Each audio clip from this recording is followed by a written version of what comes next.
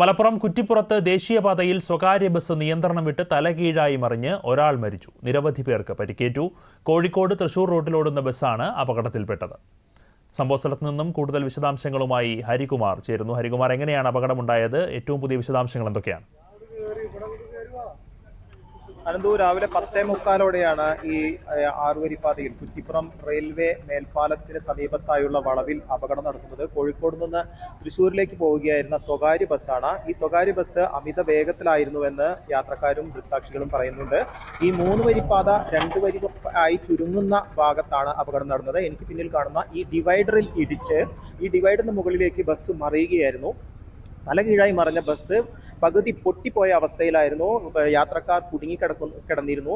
ഈ അഗ്നിരക്ഷാ സേനയും നാട്ടുകാരും പോലീസും ചേർന്ന് വെട്ടിപ്പൊളിച്ചാണ് പലരെയും പുറത്തെടുത്തത്. ഇതിൽ കോഴിക്കോട് പെരുവയൽ സ്വദേശി വൈഷ്ണവ് ആണ് മരിച്ചിട്ടുള്ളത്. 3 പേർക്ക് ഗുരുതര പരിക്കുണ്ട്.